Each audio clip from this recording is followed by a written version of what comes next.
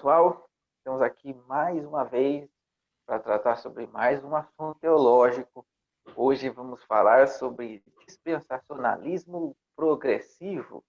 Antes de mais nada, por favor, não se esqueça, se inscreva no nosso canal, ative o sininho para que você receba notificações com os novos vídeos, novos temas tratados aqui. Se você gostar do vídeo, não se esqueça de dar o seu like. E hoje quem vai nos ajudar, quem vai ser entrevistado por mim, é o pastor Antônio Neto. Gostaria de pedir que o Antônio Neto, por favor, se apresente. Graça e paz, Danilo. Graça e paz também para todos os que estão nos assistindo. Eu me chamo Antônio Neto, eu sou pastor batista aqui na cidade de João Pessoa. Sou também professor de teologia e pregação na Escola Teológica Charles Spurgeon e também criador do projeto Aprenda a Pregar, que é um projeto que tem ensinado já mais de 1.500 pregadores no Brasil e fora do Brasil a pregarem as Escrituras de maneira bíblica, né? A expor a palavra de Deus. E agradeço a ti, Danilo, pelo convite. A gente já deveria ter se encontrado antes, não deu certo, mas graças a Deus, pela providência de Deus, deu tudo certo agora. E espero que nosso assunto hoje aí encontre pessoas com dúvidas que poderão ser respondidas, né? Então vamos lá, que Deus esteja conosco, hein? Tá certo, muito obrigado pela presença. A nossa primeira pergunta, então, já para a gente já começar definindo os temas, o que é dispensacionalismo progressivo e qual a diferença do dispensacionalismo progressivo para as outras vertentes do dispensacionalismo, como o clássico e revisado, e se tiver também alguma outra e puder citar, por favor. Ok. O dispensacionalismo progressivo é uma corrente hermenêutica, né? Uma chave hermenêutica que faz parte da tradição dispensacionalista. Então, a tradição dispensacionalista é uma tradição que basicamente tem afirmado que a distinção entre Israel e igreja no plano de Deus, ok? E no dispensacionalismo clássico, essa distinção, ela era marcada por essa ideia de que Deus tinha um povo celestial e um povo terreno, então Israel era um povo terreno, a igreja era um povo celestial. Já no dispensacionalismo revisado, isso foi corrigido para falar de dois povos históricos. Então, Deus trabalhou com Israel no Antigo Testamento, e aí o Senhor Jesus Cristo veio, ofereceu o reino, o povo de Israel rejeitou, então Jesus adiou o surgimento do reino para o futuro e começou então o seu plano com a igreja, e aí eles dizem que a igreja é um parênteses no plano de Deus, e quando for do arrebatamento da igreja, Deus volta então a tratar com Israel na tribulação e no reino milenar, certo? Então o dispensacionalismo progressivo ele tinha essa perspectiva, o revisado ele tinha essa perspectiva. É importante destacar também que sendo posições de chave hermenêutica, lida com a relação do Antigo Testamento com o Novo, com a relação de o que existe entre o Antigo Testamento e o Novo, se é uma relação de maior continuidade ou de descontinuidade. Então, o dispensacionalismo clássico e o revisado, eles tinham um pensamento de muita descontinuidade entre o Antigo Testamento e o Novo, onde Deus trabalhava com Israel e agora Deus trabalha com a igreja. Existia um plano para Israel e agora Deus tem um plano, um projeto para a igreja. E que esses dois projetos eles não se misturam um com o outro. O dispensacionalismo progressivo ele surgiu dentro da tradição dispensacionalista, corrigindo esse aspecto dos dois povos e dois propósitos de Deus. Então, com base na influência de teólogos como George Led e outros, os proponentes do dispensacionalismo progressivo viram que não é uma descrição correta da história bíblica você afirmar que Deus tem projetos distintos, um para Israel e outro para a igreja, e por aí vai. Então, o que eles propuseram? Eles propuseram que Deus ele tem um plano apenas, e que esse plano ele se desenrola na história progressivamente, em estágios progressivos, até o seu objetivo final. Então, a igreja, ela não é um plano distinto do plano de Deus para Israel. A igreja, na verdade, é um progresso nesse plano. E como é que, então, a igreja participa nesse plano?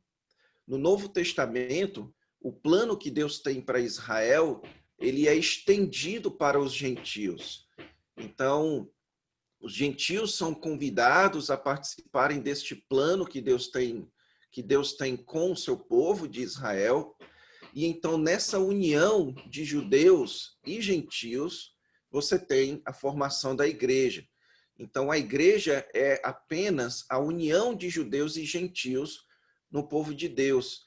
E isso significa, então, que no dispensacionalismo progressivo, a igreja não é uma entidade étnica como Israel. Então, você não pode dizer que a igreja é povo de Deus no mesmo sentido que Israel é povo de Deus.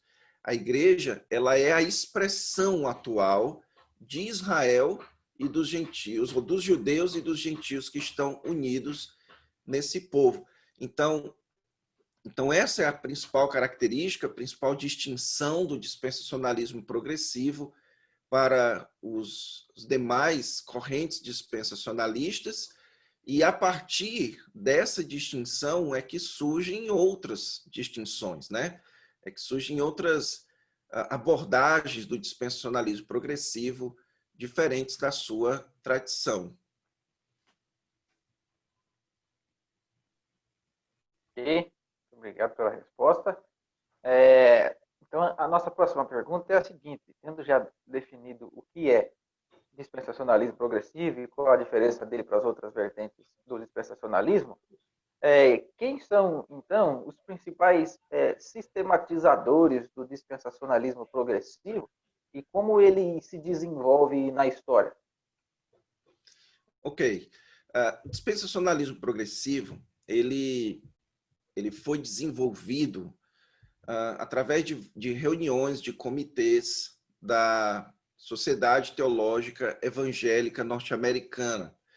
Então, nesses comitês, para estudar melhor esse assunto, você tem reuniões ali presididas por estudiosos norte-americanos, como é o caso de Darrell Bock, Craig Blazing, Robert Saucy, que estavam em diferentes seminários nos Estados Unidos. O Darrell Bock no Dallas, o Craig Blazing no Seminário Batista, o Saucy no Talbot. Então, a partir dessas reuniões, você tem o início ali da produção de material que desafiam essas abordagens do dispensacionalismo tradicional, certo? Então, hoje em dia é muito comum que se faça a distinção entre o dispensacionalismo progressivo e o dispensacionalismo tradicional, que engloba todas as outras formas de dispensacionalismo. A partir daí, que isso aconteceu por volta da década de 80, lá nos Estados Unidos, houve então a produção de material dessa perspectiva.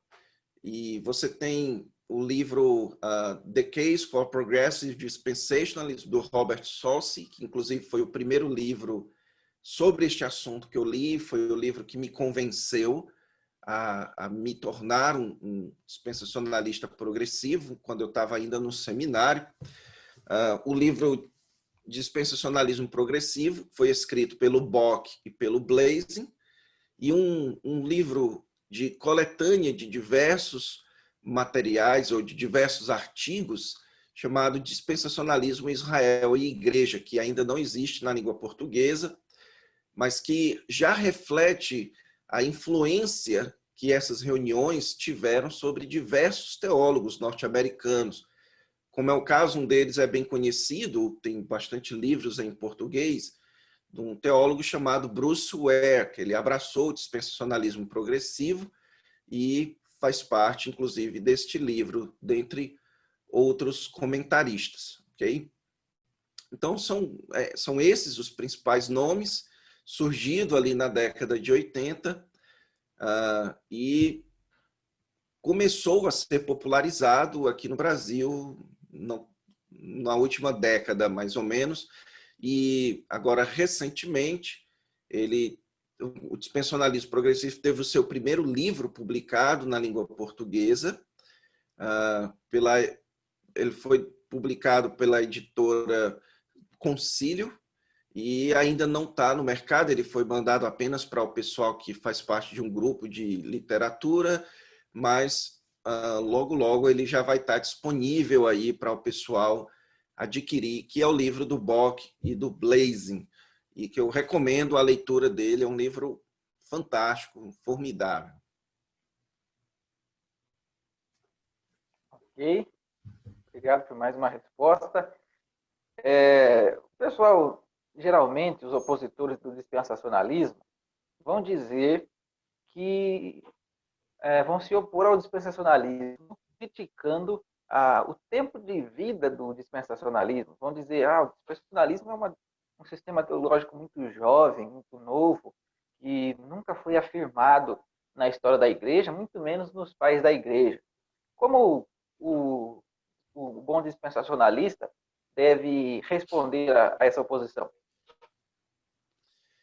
Bem, aqui a gente teria que conversar um pouco sobre como é que se valida uma posição teológica, né?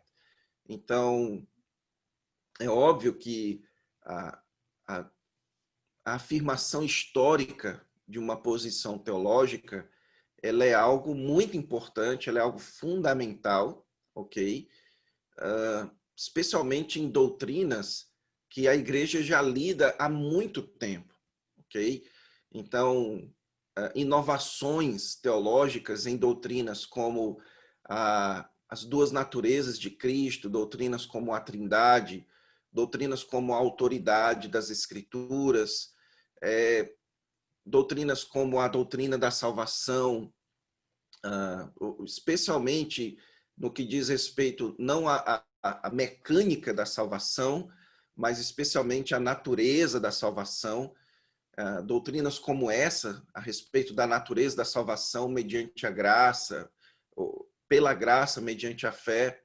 Então, doutrinas como essa, que são doutrinas que são discutidas pela igreja cristã há muito tempo, é realmente de se questionar as inovações modernas, certo? Vou dar um exemplo disso. Nas últimas décadas, você teve o surgimento da nova perspectiva em Paulo, e que em algumas versões da nova perspectiva em Paulo, desafia-se ali o conceito de justificação pela imputação da justiça de Cristo. Então, isso gera um forte questionamento, porque isso é um assunto que a igreja cristã já tem lidado há muito tempo. Mas, quando nós falamos de posições teológicas, como aliancismo, dispensacionalismo, progressivo e por aí vai, a gente está lidando com uma questão hermenêutica. E a hermenêutica, ela é uma ciência que tem sido muito mais estudada nos anos mais recentes, ok? Então, a ciência da hermenêutica, de como estudar, de como interpretar as Sagradas Escrituras, essa é uma ciência mais recente. A teologia bíblica, ela é uma abordagem ao estudo das Escrituras muito recente. Então, você não via aquilo que hoje é chamado de disciplina da teologia bíblica, que procura fazer uma abordagem das Escrituras meramente descritiva, diferentemente da teologia sistemática. A história da igreja, ela possui, na sua maioria, uma abordagem sistemática dos sistemas de doutrina, a Bíblia sendo usada para comprovar os sistemas de doutrina. A partir do século, você tem isso já, essa abordagem da teologia bíblica já começa no período pós-reformado, mas ela ganha força mesmo, é no século XVIII, no século XIX, especialmente no século XVIII e XIX, que os estudiosos começam, então, a se debruçar muito mais na questão hermenêutica, na questão da tradição, no lugar da tradição na minha formação hermenêutica, no lugar do leitor, na abordagem do texto, e por aí vai. Então, a partir daí é que você tem, então, a formação de sistemas hermenêuticos. Então, o aliancismo ele não é muito mais antigo do que o dispensacionalismo, ok? Muita gente acha que o aliancismo ele começou em João Calvino, e isso não é verdade, certo? O aliancismo ele não começa em João Calvino, ele é um sistema hermenêutico que é formulado a partir dos seguidores de João Calvino. E o dispensacionalismo, ele começa também dentro dessa tradição. Ele começa também dentro da tradição reformada, especialmente com a ênfase da restauração de Israel, com a ênfase dessa divisão entre Israel e igreja. E aí você tem a distinção dos dispensacionalistas, mas tudo isso começa nos desenvolvimentos dos sistemas hermenêuticos, certo? E por isso, então, é que eu não vejo problema absolutamente nenhum de reconhecer que o dispensacionalismo progressivo ele é um sistema recente. E, na verdade, isso, para mim, reforça mais ainda. Eu sinto muito mais confiança em saber que o dispensacionalismo ele é um sistema atual, ele é um sistema recente, porque eu tenho consciência de que ele é baseado em estudos muito mais atuais e recentes sobre a ciência da interpretação bíblica, certo? O pessoal que adquirir esse livro, Dispensacionalismo Progressivo, do Bock e do Blazing, a primeira parte do livro é uma parte que lida basicamente nessa questão hermenêutica, e aí você vai perceber que o Bock e o Blazing, eles são muito atuais nas questões da interpretação bíblica, nos desafios hermenêuticos que têm surgido nos últimos anos, que dizem respeito à interpretação, ao significado, ao significante, certo? A como um texto ele tem intertextualidade, como um texto ele é usado em outros textos, certo? Visto que a Bíblia ela lida com relação de textos, a questão do lugar do leitor, então como é que um leitor se aproxima de um texto e como é que um leitor que é profeta se aproxima de um texto.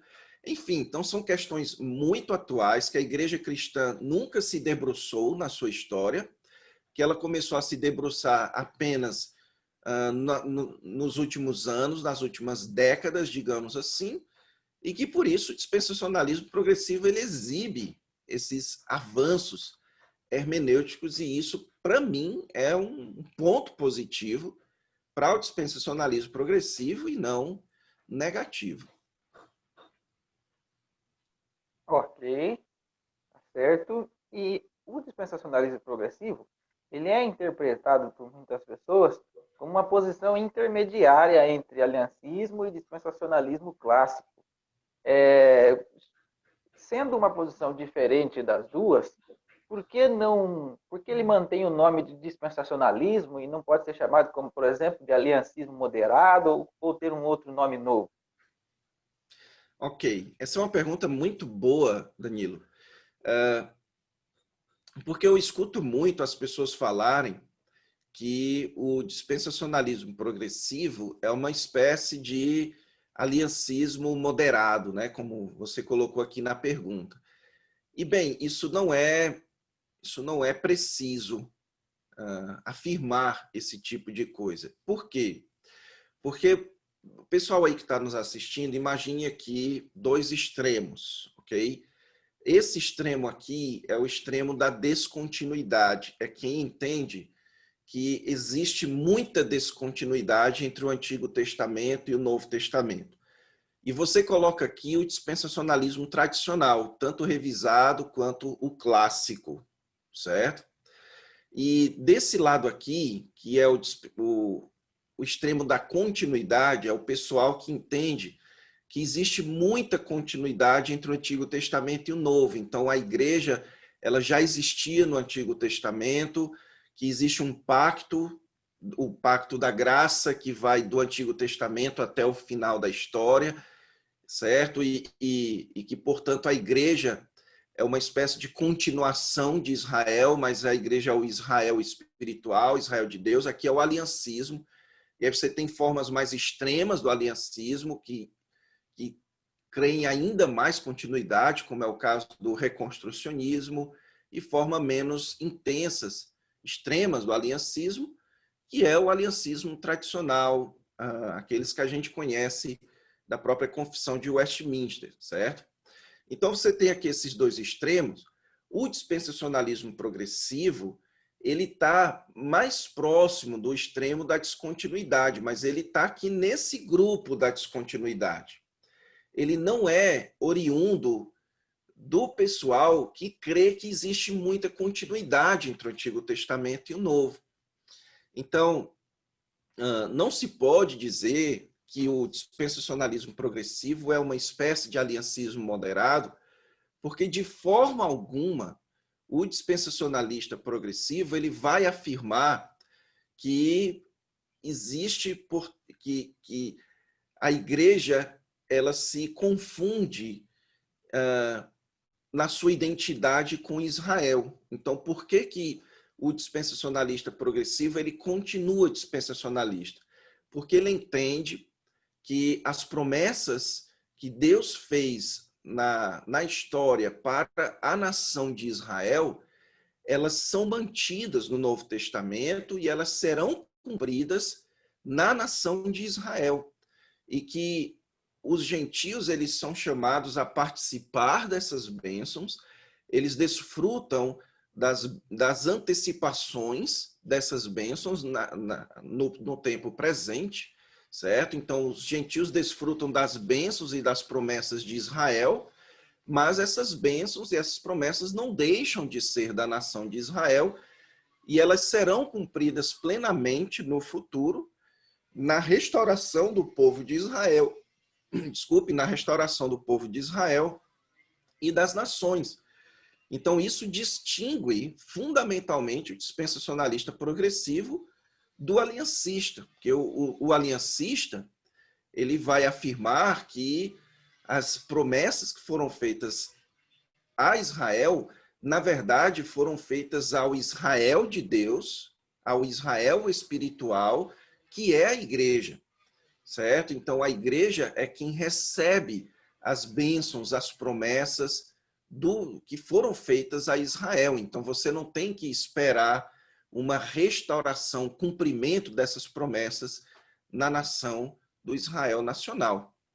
Por isso, então, que o dispensacionalista progressivo, ele é dispensacionalista, ok?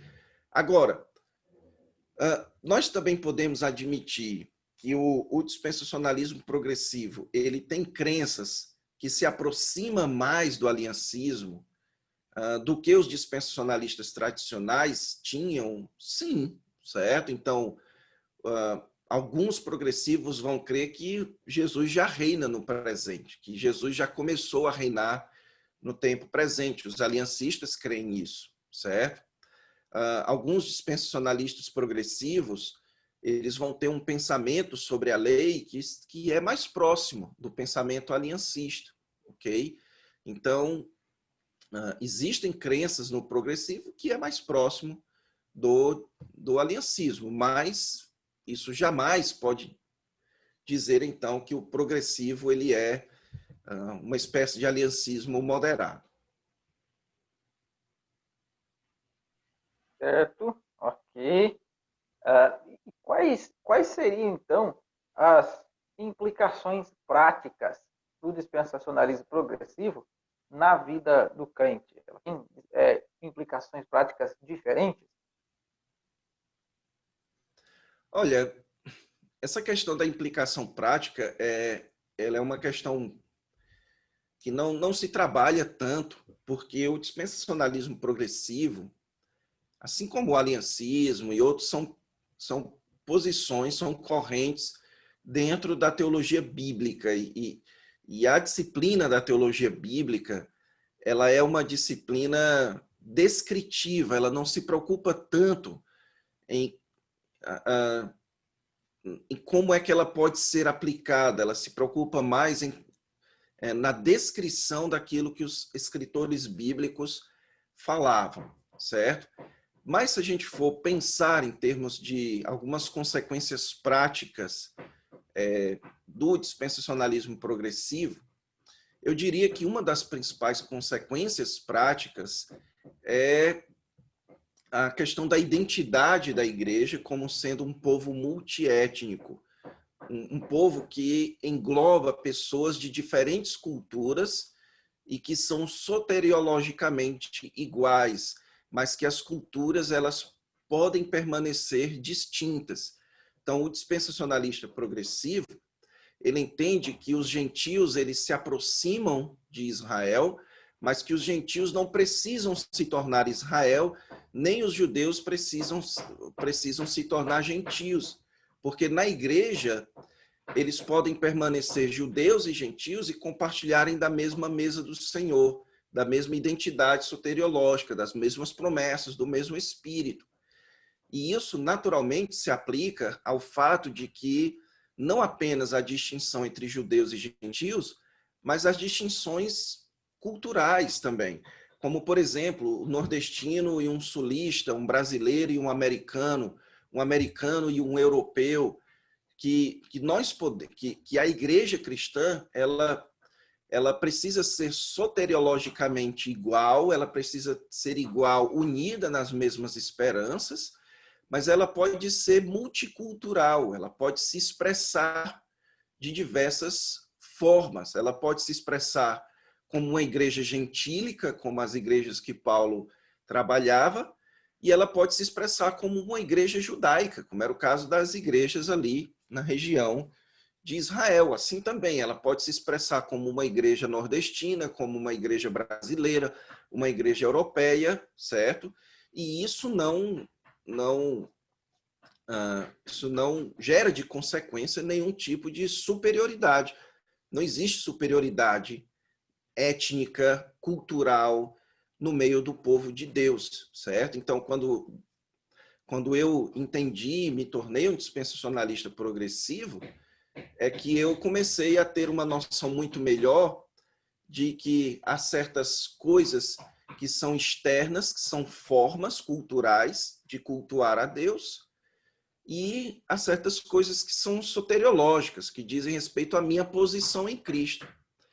Então, o dispensacionalismo progressivo, ele é uma posição, de certa forma, mais ecumênica, e não no ecumenismo entre crentes e católicos, digamos assim, mas entre diversas culturas, diversas formas de expressar a sua fé que existem durante a história, né? Então, acho que essa é uma consequência, a principal consequência, eu penso eu, mas obviamente pode existir outras consequências, mas nunca parei para pensar em questões de consequências práticas. Bom, continuando então com a nossa entrevista, a pergunta agora é a seguinte: como é que fica então a escatologia do dispensacionalista progressivo? É possível ser um dispensacionalista progressivo e optar por opções teológicas, escatológicas diferentes das do dispensacionalismo tradicional? Como, por exemplo, eu consigo ser um amilenista dispensacionalista progressivo, ou eu consigo optar por posições diferentes na questão do arrebatamento? Posso ser um pós-tribulacionista, um pré-ira, ou um mesotribulacionista? Certo. No dispensacionalismo progressivo, por conta dessa ideia de que Deus ele mantém ele continua o seu projeto para Israel e que o que ele faz é aproximar os gentios a Israel, mas como existe essa ideia da manutenção de Israel, das promessas que Deus fez para eles, para o povo de Israel, então o dispensacionalista progressivo ele acaba necessariamente tendo que ser um pré-milenista, ok? Porque a única posição histórica que afirma que na vinda de Cristo haverá um reino terreno do Senhor Jesus Cristo, onde Jesus vai cumprir plenamente as promessas que ele fez ou que foram feitas para o povo de Israel, é a posição pré-milenista, ok? Muito embora nos últimos tempos a gente tenha encontrado amilenistas, como por exemplo o próprio pastor Franklin Ferreira, que entendem que no novos céus e nova terra é que essas promessas para Israel elas serão cumpridas. Então, se você se identifica como um amilenista, mas você entende que no novos céus e nova terra as promessas que foram feitas a Israel serão cumpridas, Israel será restaurado, o Messias vai reinar a partir de Jerusalém e tudo mais, então eu diria, você talvez conseguiria ser um amilenista dispensacionalista progressivo, ok? Mas no geral não é isso que acontece. No geral, o amilenismo ela é uma posição que entende que as promessas do reino elas já estão se cumprindo espiritualmente no reino do Messias, que aquilo que o Antigo Testamento descreve como sendo o reino terreno do Messias, eles já estão se cumprindo no tempo presente, então eu não vejo como um amilenista poderia ser um dispensacionalista progressivo ou mesmo um pós-milenista, ok? Agora, quando a questão vai para o arrebatamento e a tribulação, é uma coisa que geralmente as pessoas pensam que todo dispensacionalista tinha que ser pré-tribulacionista, ok? Mas isso não é verdade. Na tradição dispensacionalista, você encontra tanto pré-tribulacionistas quanto mesotribulacionistas e mais raramente pós-tribulacionistas, ok? Como é o caso do próprio Robert Gundry, que era um pós-tribulacionista, ok?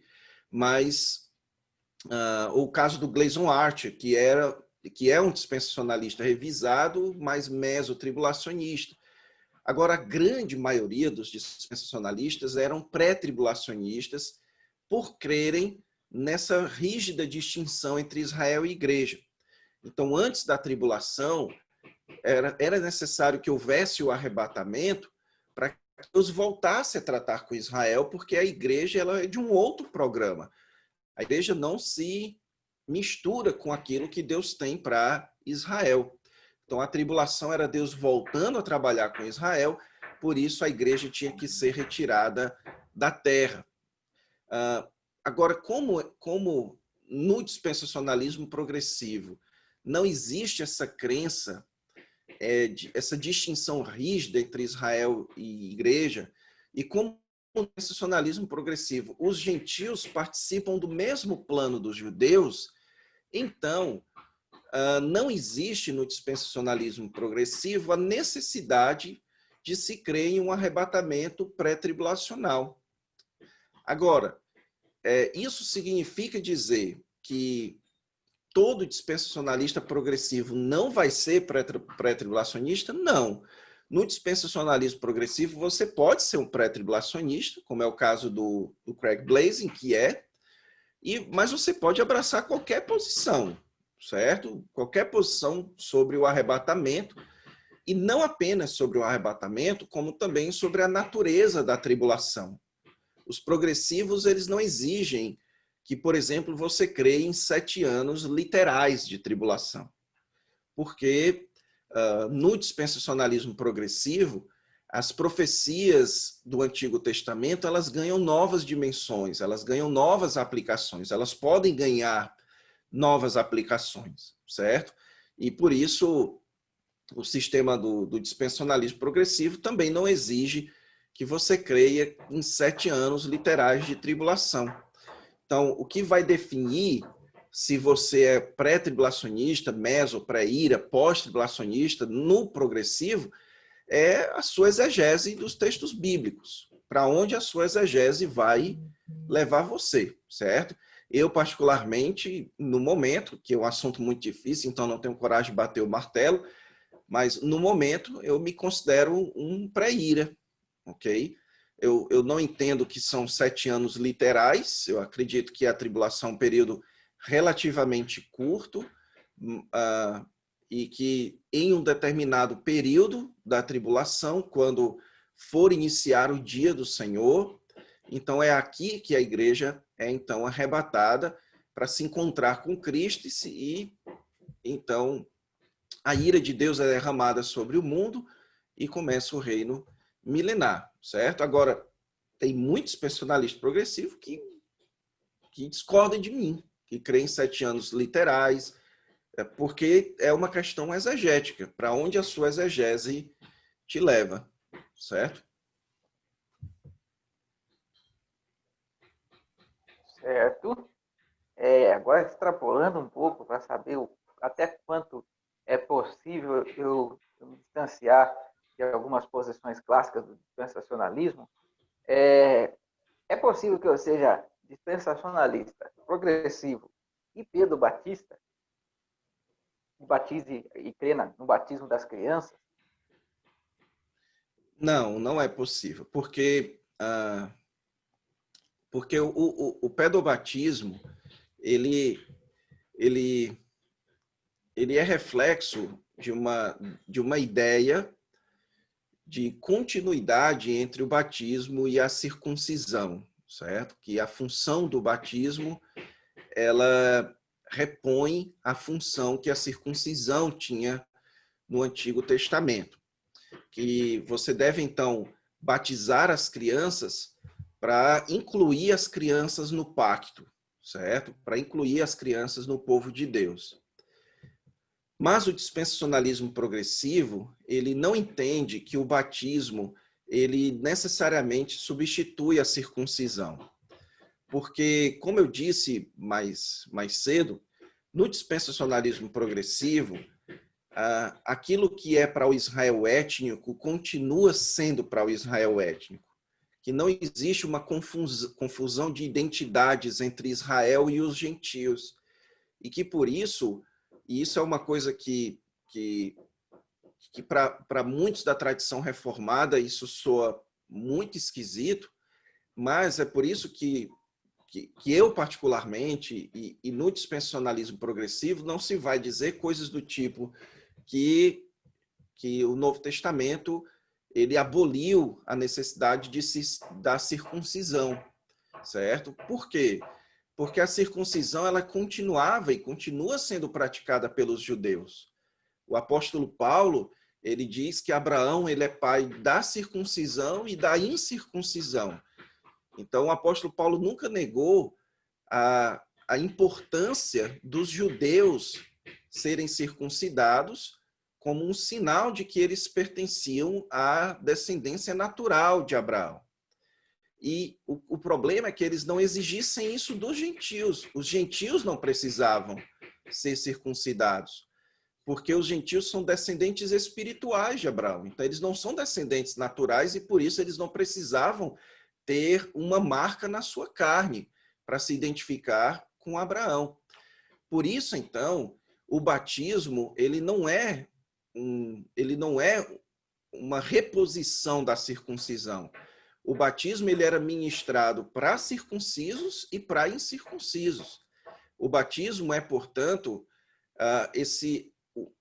a representação de uma circuncisão espiritual, da entrada no pacto feita por todo aquele que pertence ao povo espiritual de Deus, que é a igreja, certo? E que aqueles que eram circuncidados, eles precisavam ser batizados.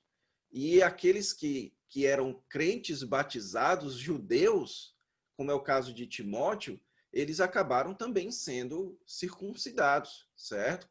Então, não existe, assim, a associação do batismo com a circuncisão física, mas sim do batismo com a circuncisão espiritual, que não adiantava nada o judeu ser circuncidado fisicamente e não ser circuncidado espiritualmente, certo? E a expressão pública da circuncisão espiritual é, portanto, o batismo, ok? Então eu diria que o pedobatismo ele é um sistema que ele cabe dentro do aliancismo e das diversas formas, né, de aliancismo, ok? Mas no dispensacionalismo não cabe assim de jeito nenhum. Desculpe, eu não entendi. A menina do Google aí não entendeu o que eu falei. Acho que ela discordou de você. Bom, então, a nossa próxima pergunta agora, ela é de um dos seguidores da página, que se chama Wesley Moreira. Ele provavelmente vai estar nos assistindo. A pergunta dele é a seguinte: no dispensacionalismo progressivo, as promessas e alianças do Antigo Testamento, elas se cumprem na igreja? Ok. Então, essa é uma pergunta também muito boa, certo? E no dispensacionalismo progressivo, a característica principal da hermenêutica do dispensacionalismo progressivo, ela vem justamente do fato de que o Novo Testamento ele apresenta uma novidade no plano de Deus. Que novidade é essa? A novidade, primeiro, da vinda do Messias em duas etapas, da sua primeira vinda e da sua segunda vinda.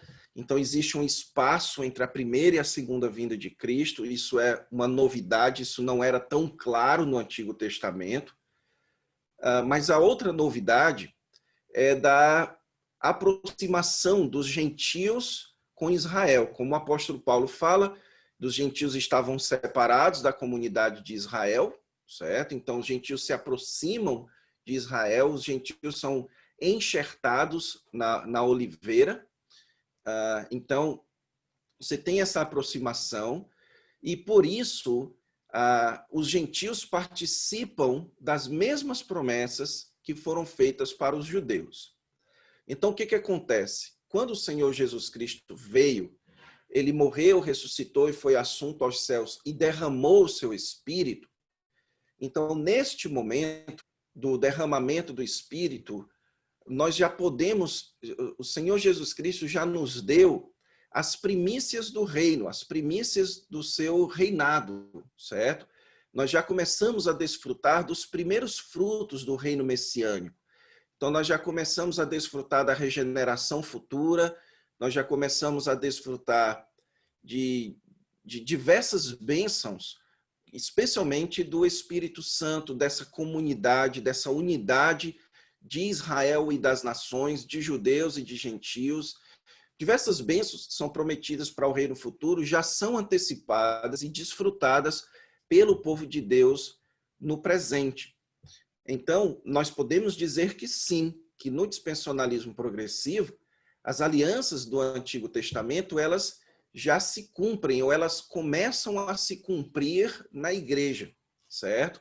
Mas elas começam a se cumprir em termos de primeiros frutos. Como Led diz na sua teologia do Novo Testamento, é cumprimento sem consumação. Eu gosto dessa expressão. Cumprimento sem consumação. Já ainda não. Então, nós nós já desfrutamos das bênçãos do Antigo Testamento prometidas para Israel, nós já desfrutamos. Mas já desfrutamos disso na sua plenitude? Não, certo? Então, no dispensacionalismo progressivo também existe a distinção entre bênçãos espirituais e bênçãos nacionais. Então, a nação de Israel, o seu descanso na sua terra, certo? O alívio para o exílio em que Israel vive na sua própria terra, desde o final do cativeiro babilônico. Você encontra isso no livro do profeta Neemias, o profeta reconhecendo que, muito embora, se bem que eu nem sei se Neemias era profeta, né? Mas no livro de Neemias você tem lá que aliás, se ele escreveu um livro da Bíblia é porque ele era um profeta, né? Mas, enfim, no livro de Neemias, ele diz lá que o povo de Israel estava exilado na sua própria terra, e isso permanece até hoje, certo? O povo de Israel nunca teve descanso na sua própria terra até hoje. E isso, portanto, faz parte desses elementos nacionais, desses elementos físicos que serão trazidos, que serão cumpridos plenamente na vinda de Cristo. Então, no dispensacionalismo progressivo, você tem promessas do Antigo Testamento que já se cumprem na igreja, mas não sem consumação, e promessas do Antigo Testamento que ainda não se cumpriram no Novo Testamento e que aguardam cumprimento futuro, como é o caso da restauração do reino de Israel. E aí você pergunta, mas os gentios da igreja, eles vão desfrutar da restauração de Israel? Isso pode-se dizer que isso é uma promessa para nós gentios, a restauração de Israel, isso é bênção para nós? Sim, certo? No livro de Isaías, por exemplo, é dito lá que, Isaías capítulo 2, que quando Israel é restaurado, quando o reino é estabelecido em Sião, todas as nações da terra são abençoadas. Todas as nações da terra vão até Jerusalém para celebrar o Messias, para celebrar o rei. Então, as bênçãos nacionais de Israel, elas também são bênçãos dos gentios, certo? Então, nós participamos de todas as promessas que foram feitas aos judeus. Algumas já estão sendo cumpridas, mas sem consumação, e outras ainda aguardam cumprimento no futuro. Ok. Então, bem respondida a pergunta do nosso seguidor. A próxima pergunta, então, é a seguinte. Como é que fica o povo de Deus? Como a gente deve chamar? Quais os termos que a gente deve usar para se referir ao povo de Deus no Antigo Testamento? Por exemplo, no aliancismo, na teologia do pacto, é muito comum chamar de crentes do Antigo Testamento ou a igreja no Antigo Testamento. Posso chamar o povo do Antigo Testamento, o povo de Deus no Antigo Testamento, de igreja? Posso chamar o povo do Novo Testamento de Israel de Deus? Ou são dois povos distintos que devemos nos referir a eles com termos e nomes diferentes? Ok. Vamos lá. No dispensacionalismo progressivo, não existe a mesma distinção de Israel e igreja do dispensacionalismo tradicional. O que é que isso significa? Que no dispensacionalismo progressivo, Deus não tem dois povos e com dois propósitos. Um propósito para Israel e outro povo com outro propósito, que é a igreja. Porque o conceito de igreja no dispensacionalismo progressivo não é que a igreja é uma entidade antropológica, ou seja, não é que a igreja é uma entidade como Israel era. A igreja é a expressão do povo de Deus. É como judeus e gentios, eles se expressam na nova aliança, certo?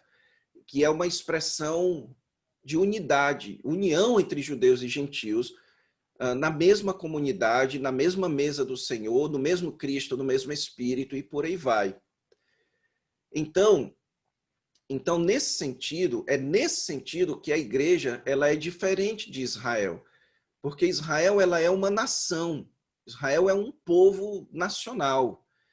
Já a igreja não é uma nação, a igreja é uma nação espiritual, certo? A igreja é uma comunidade espiritual formada de pessoas da nação de Israel e de pessoas das outras nações. Então, isso é, portanto, uma diferença do progressivo para o tradicional.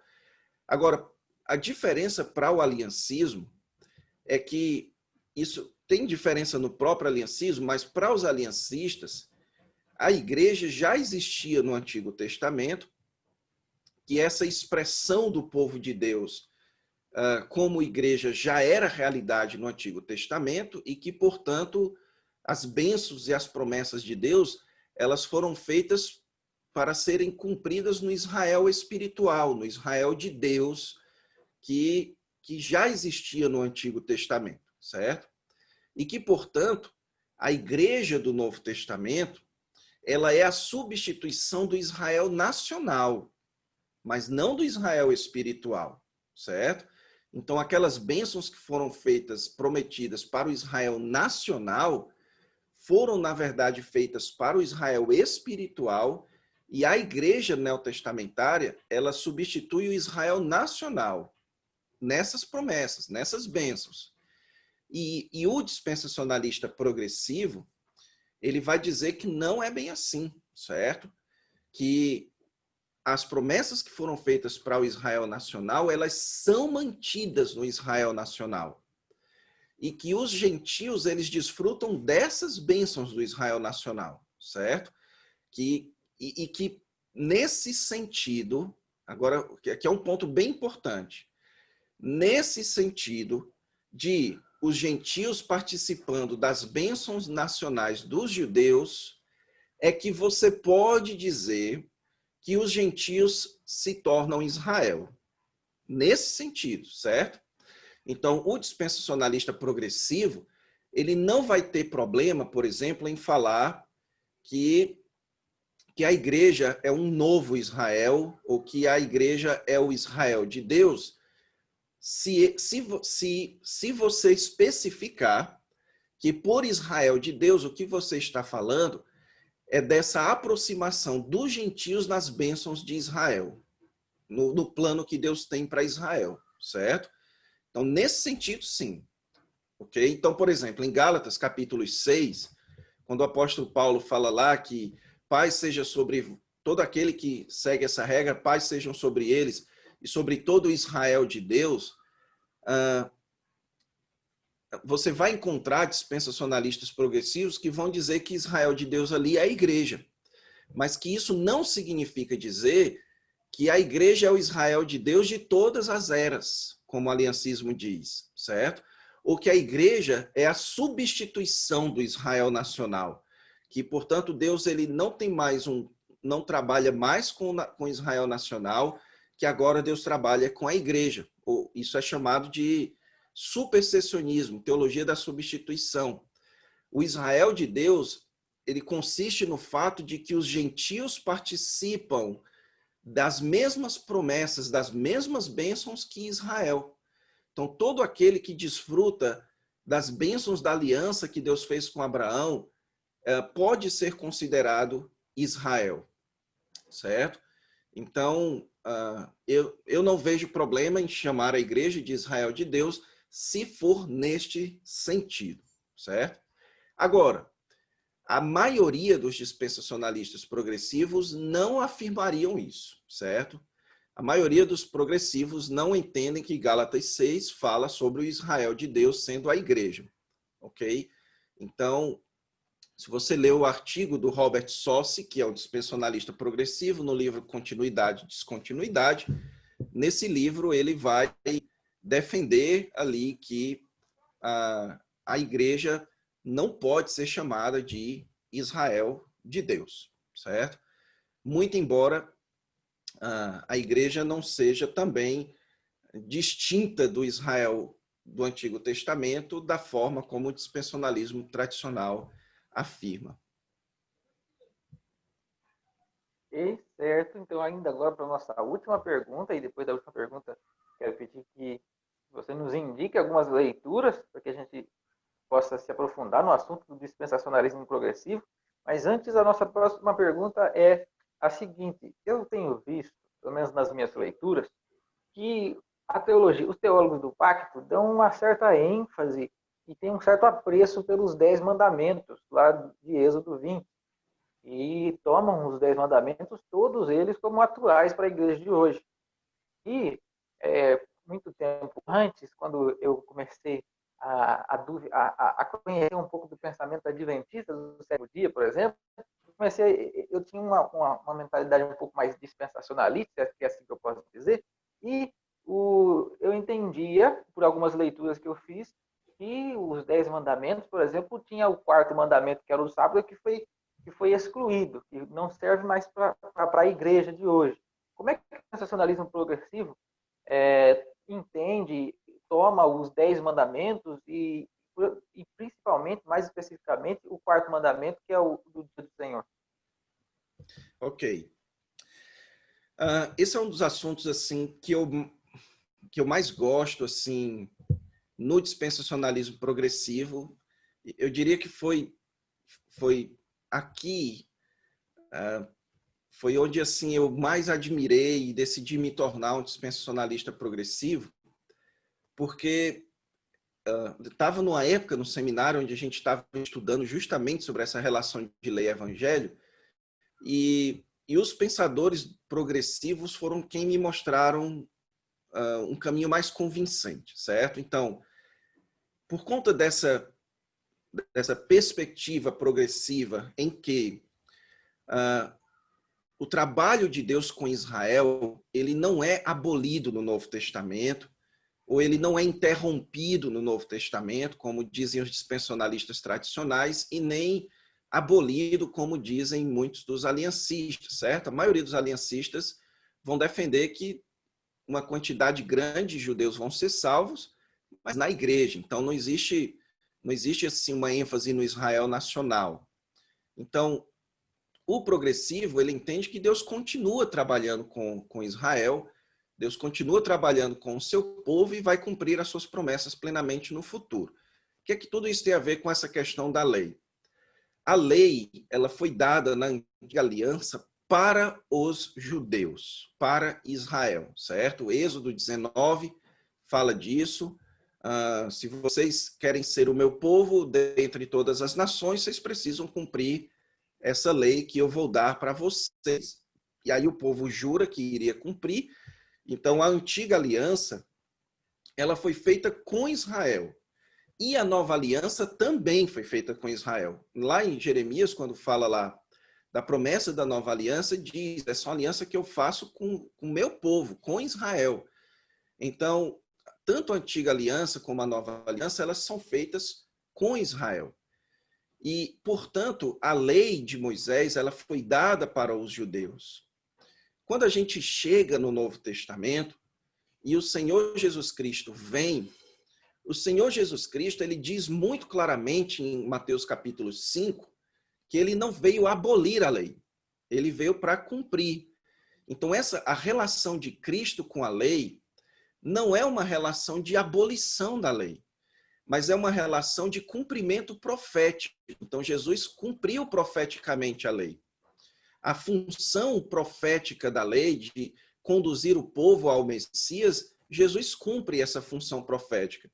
E isso significa dizer, então, que a nossa leitura e cumprimento da lei agora precisa ser a partir de Cristo. E isso não é só para os judeus, isso é para os gentios também, certo? E então, a partir de Cristo, os judeus, eles começam a cumprir a lei a partir de Cristo. Então, os judeus, eles continuavam oferecendo sacrifícios, os judeus cristãos, certo? Os judeus cristãos, eles continuavam indo ao templo, os judeus cristãos continuavam guardando o sábado.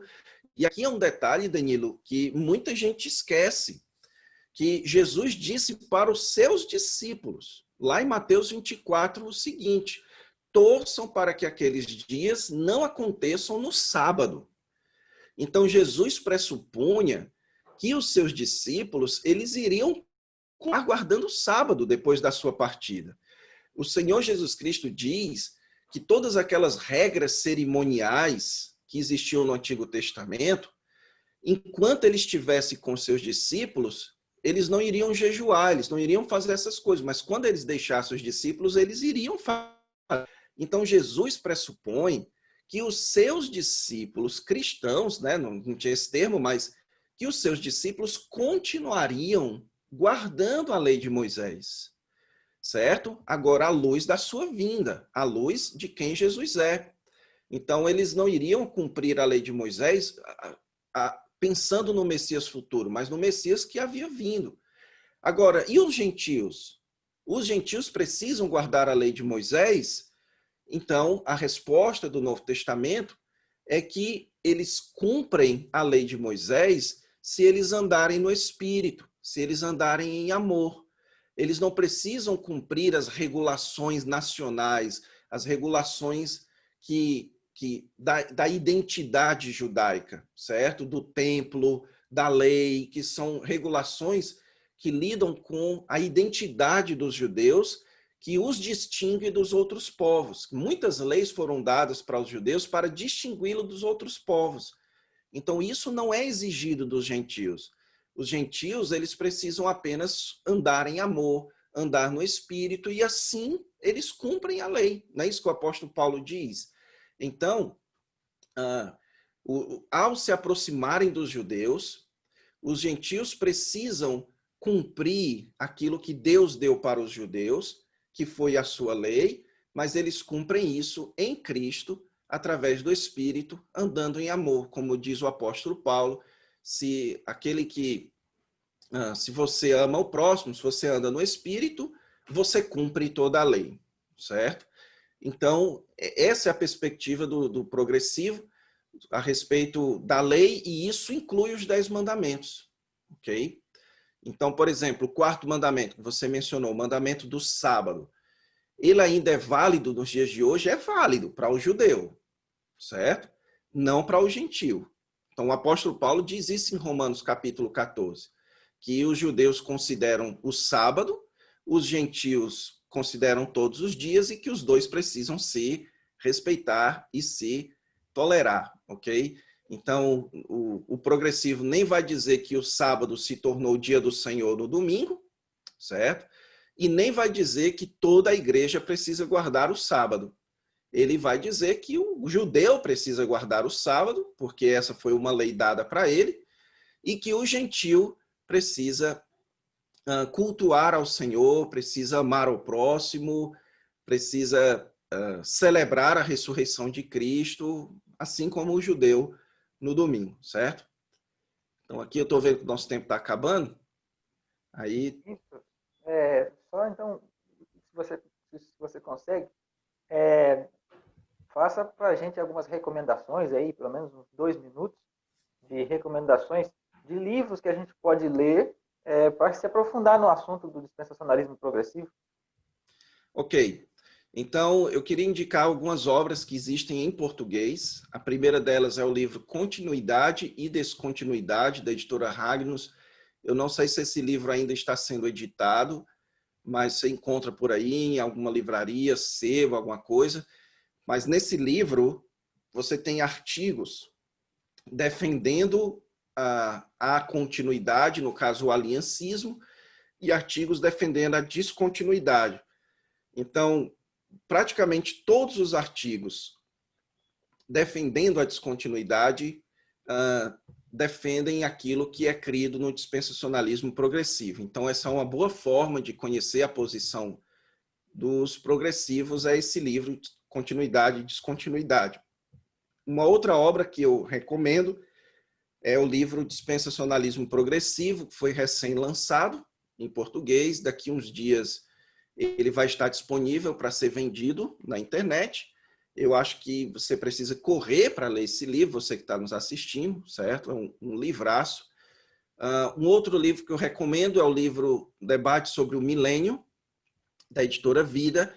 A posição pré-milenista é defendida pelo Craig Blazing, que é um dispensacionalista progressivo, então você tem ali o pré-milenismo na perspectiva do dispensacionalismo progressivo, além de que esse livro também tem um artigo do Darrell Bock, que é um dispensacionalista progressivo, ok?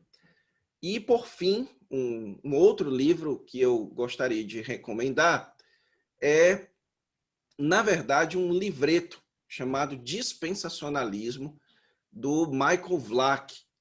E por que eu recomendo esse livro? Porque esse é um livro que deveria ser obrigatório em todas as escolas reformadas do Brasil, para que as pessoas, especialmente da tradição reformada, parem de ficar atribuindo crenças ao dispensacionalismo que os dispensacionalistas não têm mais, certo? Que já são passadas, ultrapassadas, ok? Então, é um livro que eu recomendo muito porque ele esclarece bem o que todo dispensacionalista crê, o que o dispensacionalista não crê e quais são as diversas distinções dentro do dispensacionalismo. E é um livro pequeno e mais fino que o meu dedo mindinho. Se você não lê um livro desse, pelo amor de Deus, certo? Então, esses são os livros que eu indico. Obviamente, tem alguns outros, mas eu acho que esses são um bom ponto de partida. Tá certo. Muito obrigado, Antônio Neto, pela sua participação conosco. Com certeza foi muito produtiva. O pessoal vai ter material aí para entender o dispensacionalismo progressivo, sem ficar inventando coisas, falando, é assim, eu acho que é assim. Agora a gente consegue assistir e aprender de fato que é dispensacionalismo progressivo. Antônio Neto também tem um curso de dispensacionalismo progressivo. Todos que quiserem podem ir lá mandar uma mensagem para ele. A gente pode também colocar alguma informação na descrição do vídeo. E é isso. Muito obrigado, Antônio Neto, pela sua presença. Certamente vai ensinar muita gente aí. Valeu, Danilo. Eu que agradeço, irmão. Obrigado pelo convite, obrigado pela paciência de esperar um tempo oportuno para dar certo. E qualquer outra oportunidade que você precisar, é só chamar, que a gente está junto, beleza?